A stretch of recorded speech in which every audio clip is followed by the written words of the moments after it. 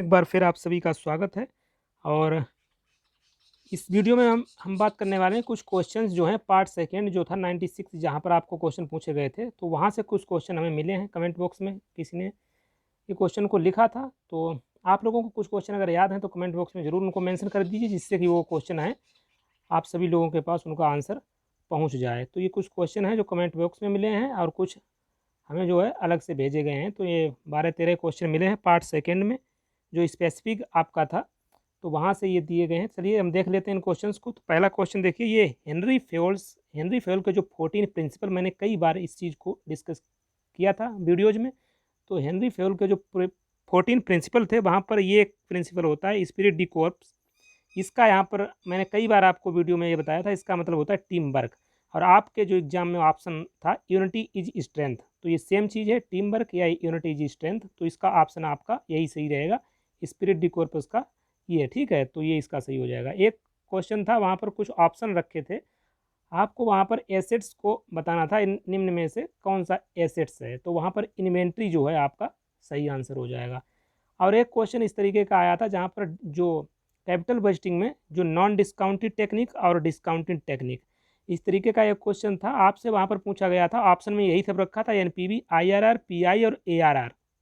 और इसमें पूछा गया था कि नॉन डिस्काउंटिंग टेक्निक इनमें से कौन सी है। तो एनपीवी, कई बार मैं इसको आपको बता चुका हूँ, एनपीवी भी डिस्काउंटेड है और आईआरआर भी डिस्काउंटेड है, पीआई भी, और ARR, average rate of return, ए जो है नॉन डिस्काउंटिंग टेक्निक है। ठीक है, चलिए आगे देख लीजिए। तो इसका आंसर आपका यही हो जाएगा, एवरेज रेट ऑफ रिटर्न। इसमें जो है टाइम वैल्यू ऑफ मनी को कंसिडर नहीं किया जाता है, बाकी में किया जाता है। ये क्वेश्चन आपका आया था। एक आया था प्रॉफिट का डायरेक्ट फार्मूला, आपसे पूछा था रेवेन्यू माइनस एक्सपेंसिस, तो इसका ये सही हो जाएगा। एक आया था 4P ऑफ मार्केटिंग से, आपको 4 ऑप्शन दिए थे डिफरेंट टाइप के, वहाँ पर पूछा गया था कि 4Ps में वहाँ पर कौन सा है। तो इनमें से एक आपको वहाँ पर दे रखा था, शायद जो भी हो इसमें से। तो सिंपल सा क्वेश्चन था, सभी ने कर दिया होगा। आगे देखिए, एक पूछा गया था primary activity in inventory management, तो ऑर्डर प्रोसेसिंग होती है प्राइमरी एक्टिविटी, ये भी आपका सही हो जाएगा। एक टीबी में आपसे पूछा गया था, तो 10⁻12 होता है वाइट्स 1 टेराबाइट्स में, तो 10⁻12 जो था वही आपका सही था। पॉलिसी फार्मूलेशन किसके द्वारा किया जाता है, कई बार स्ट्रेटजी मैनेजमेंट में हम बात कर चुके थे, टॉप मैनेजमेंट के द्वारा पॉलिसी को फॉर्मुलेट किया जाता है। एक था ब्लैंक एप्लीकेशन, तो यहाँ पर ब्लैंक एप्लीकेशन का आपको कुछ ऑप्शन दे रखा होगा, तो वहाँ पर इसका जो आंसर होगा वो यही रहेगा, getting details of perspective candidates. तो ये ब्लैंक एप्लीकेशन का मतलब हो गया। नेक्स्ट देखिए, फिजिबल सॉल्यूशन ऑलवेज लाइज, तो feasible solution always lies corner side रहेगा इसका, ठीक है। तो ये इसका आंसर आपका था कॉर्नर।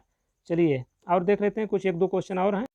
एक इस टाइप का क्वेश्चन आया था, देखिए, प्री एडवर्टाइजिंग फीडबैक, ठीक है, इज टेकन फ्रॉम, तो ये कस्टमर से ली जाती है फ्री एडवर्टाइजिंग जो फीडबैक होता है। एक था change in output due to change in input, तो इसको सेंसिटिविटी टर्निंग बोलते हैं। तो ये 12 क्वेश्चन मिले थे, कमेंट बॉक्स में किसी ने पिन किए थे, तो आप लोगों को कुछ क्वेश्चन याद हैं तो वहाँ पर ज़रूर बता दीजिए, ठीक है।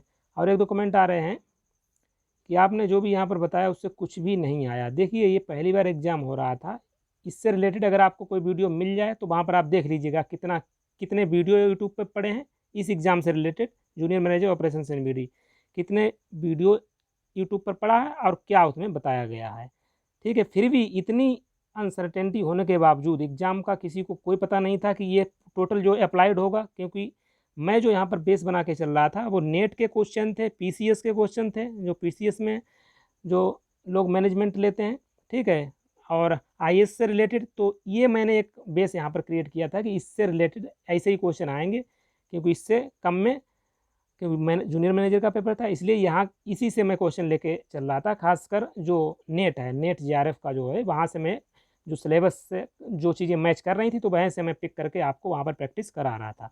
अब किसको, ये तो किसी को नहीं पता था, कोई नहीं सोच सकता था कि इसका पेपर टोटली जो है अप्लाइड हो जाएगा, ठीक है। यह पेपर टोटली अप्लाइड ही पूछ दिया गया है, क्योंकि काफ़ी स्टूडेंट से बात हुई है जो नेट क्वालिफाइड थे, वो भी यहाँ पर कुछ नहीं कर पाए, क्योंकि क्वेश्चन ऐसा कोई था ही नहीं, क्योंकि वो पढ़ के तो नेट पूरा गए थे। कोई भी, आप अगर जो भी जितने भी ये कमेंट कर रहा है, आप क्या पढ़ के जाता है, आप अपना मन में थोड़ा सोचिएगा कि यह एग्जाम के रिगार्डिंग आपको कोई आइडिया नहीं था कि इसमें क्या पूछा जाएगा, क्या आप अपना बेस क्या बनाते। चलिए कमेंट बॉक्स में बता दीजिएगा कि आप बेस क्या बनाते, क्या पढ़ के आपको जाना चाहिए था इस एग्जाम में अपेयर होने से पहले।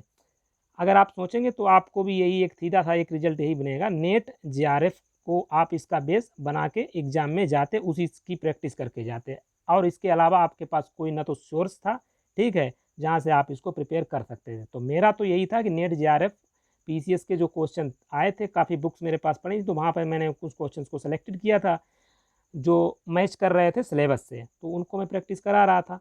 अब पेपर पूरा अप्लाइड आ गया, फिर भी इतनी अनसर्टेनिटी होने के बावजूद भी मैंने कहा था कि आपको पेपर का मैंने कहा था कि 1/3 आपको यहीं से आएगा। पेपर आपका 96 का था, इसका 1/3 आप देख लीजिए कितना आ गया, 32 क्वेश्चन फिर भी मैं आपको विद स्क्रीनशॉट, आंसर की आ जाएगी 1-2 दिनों में, विद स्क्रीनशॉट मैं आपको प्रोवाइड करा दूंगा, ठीक है।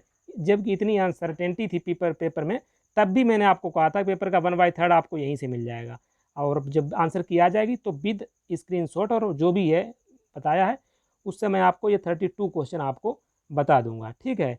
तो ये कमेंट बिल्कुल ना कीजिए कि आपका पेपर ख़राब हो गया है तो उसमें मेरा कोई रोल है, ठीक है। इससे रिलेटेड अगर कोई वीडियो मिल रहा है तो मेरा तो यही था कि इन वीडियोज से एटलीस्ट कुछ तो हेल्प मिल रहा होगा आपको प्रिपरेशन करने में, इसीलिए मैं वीडियो बना रहा था। और ठीक है, तो यही सब चीज़ें हैं, आगे आप देख लीजिए, और पेपर का आंसर की जब आ जाएगा तो उसके साथ मैं आपको बता दूंगा कि जो 30 क्वेश्चन 1/3 मैंने बोला था पेपर का, कितनी भी अनसर्टेनिटी रही फिर भी 32 क्वेश्चन आपका आ जाएगा यहाँ से। तो 32 क्वेश्चन मैं आपको दिखा दूंगा। फिलहाल में ये 12 क्वेश्चन मिले हैं, आगे क्वेश्चन अगर आपको कोई क्वेश्चन याद है तो आप उसको कमेंट बॉक्स में पिन कर दीजिए, मैं उनको देखता हूँ। चलिए ठीक है, thank you and thanks for watching.